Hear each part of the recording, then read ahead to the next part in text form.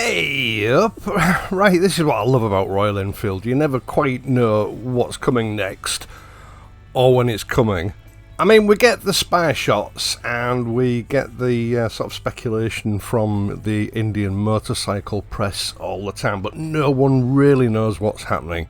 And then, a little earlier this week, Royal Enfield debuted the Guerilla 450. Now, the actual launch itself was held in Barcelona, although this is the Indian launch. I'm going to hazard a guess that we probably won't see it land here in the UK until at least November, but possibly early next year.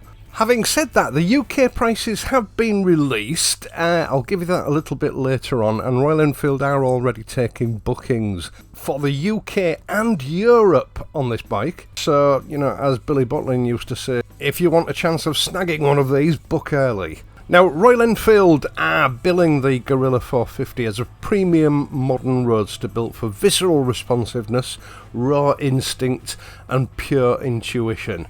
It's a declaration of independence that defiantly stands apart, making it a formidable all-roadster. And now it's built on the Sherpa platform, as we already knew, the 450cc water-cooled single-cylinder engine. Actually, I think it's 452cc. Now, it's based on the Himalayan 450, not just the power plant, but also the chassis, although there are some differences, obviously, that set the two bikes apart. Now, the engine produces 40 horsepower and 40 newton meters of torque. And from what I can gather, reading the sort of various paraphernalia that's been sent through to me, it's a very linear power and torque delivery. There are no specific hotspots. It's just spread entirely across the range, which is perfect for a roadster. And as I've said in previous videos, roadsters are my favourite motorcycle, a perfect all-rounder with sporty connotations. Almost certainly the most versatile motorcycle class in existence. And coming from the current iteration of Royal Enfield, this bike represents the first modern single-cylinder roadster in their lineup. Now, as I've discussed in previous videos, this motorcycle in specification is very similar to the Triumph Speed 400, although I do think it has a slight edge where performance is concerned. And I have to mention that because these are the comparisons that are going to be made. Now, I can't confirm that, I can only go on what other people have told me. The engine, the 450 engine, seems to be a bit of a Marmite engine. Some people love it and rave about it, others are not so impressed. Unfortunately, I've not been able to judge it myself because I haven't swung my leg over a Himalayan 450 yet. That's still in the pipeline.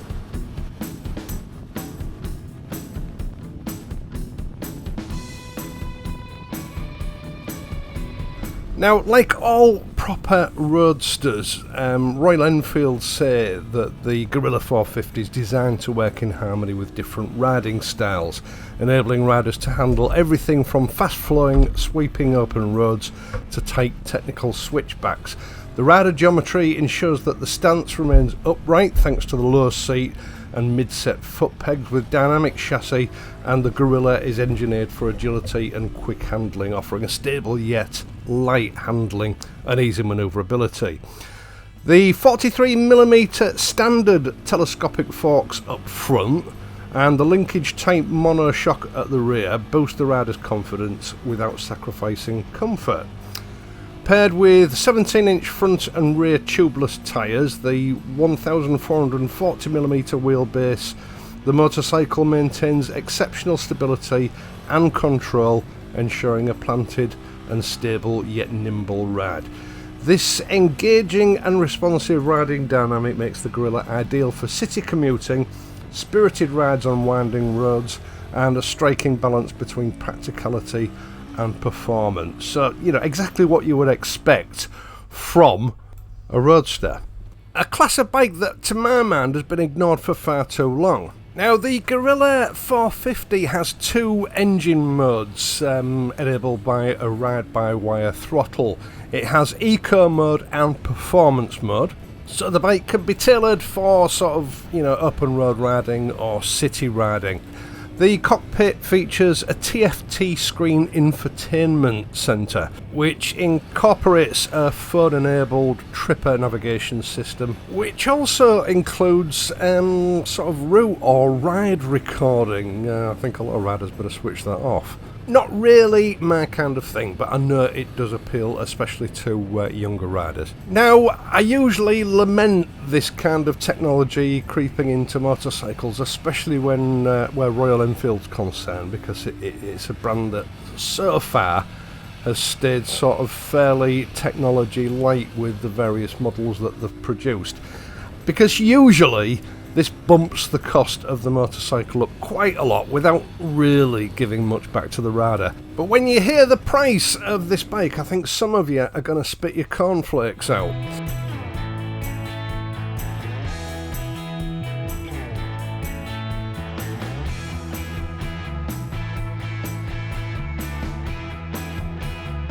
So I suppose I best go over the sort of more relevant specs on the spec sheet for all the anoraks out there. The maximum power of 40 brake horsepower is achieved at 8,000 revs per minute, with maximum torque being reached at 5,500 revs per minute. So I don't think it's going to be a particularly vibey bike in normal use. It has a 6-speed gearbox, with suspension travel 140mm at the front and 150 at the back. The wheelbase, as I've already discussed, is 1440mm.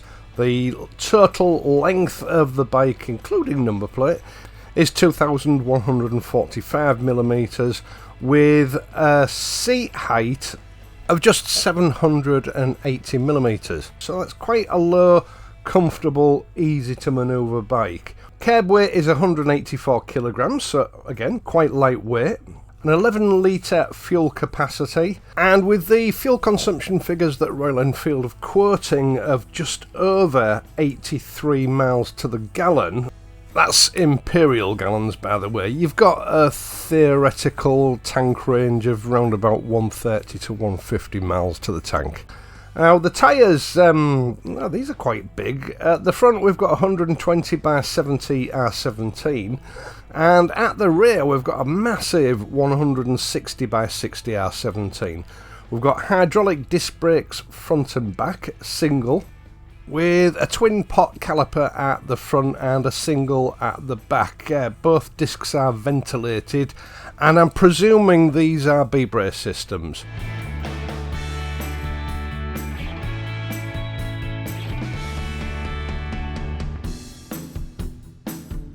Now we have 3 trim levels. We have analog, dash and flash, and 5 vibrant colourways. Now, as I said, they're taking bookings in India, Europe and the UK from day before yesterday as I'm making this video. An introductory price in India, it's Indian rupees 2,000. I don't know how to pronounce these, I'll put it up on the screen.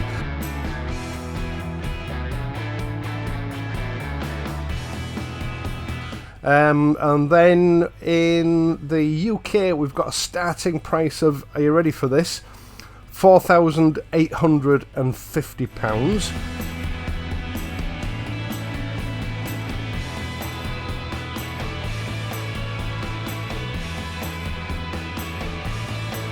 And I'm going to put a table up with the European prices now. Now these prices are for the analog version, which is your most basic version. I'll just give you the UK prices for the other 2 model levels. We've got the dash level, which is 4,995, and the final top of the range flash version, which is £5,050. So there's not a lot in there. I believe, obviously, the analog version, you just have an analog dashboard. But by heck, round about £5 grand for a bike on this level, you can't grumble at that. Now, given this bike's pedigree with the chassis and the engine, obviously this is a roadster. It's a bike built solely for use on the road. I can't help wondering if we've got a scrambler version on the horizon, because with the DNA in this bike, they've absolutely got to do that.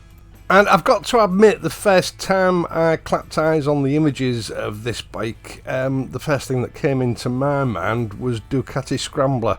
Or maybe that's just me, I don't know.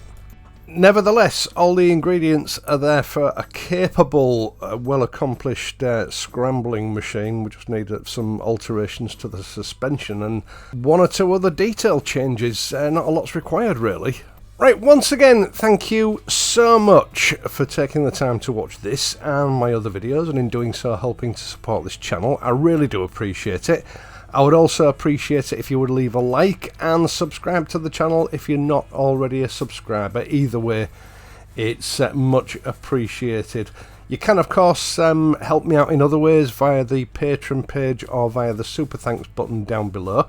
Again, very much appreciated. It does help the channel out. I will, of course, be back next week, so until then, please ride safely, and I'll see you soon. I'll let some of this action footage play out, and right at the very end there's some sound bites of the engine during flybys, so hang around for that.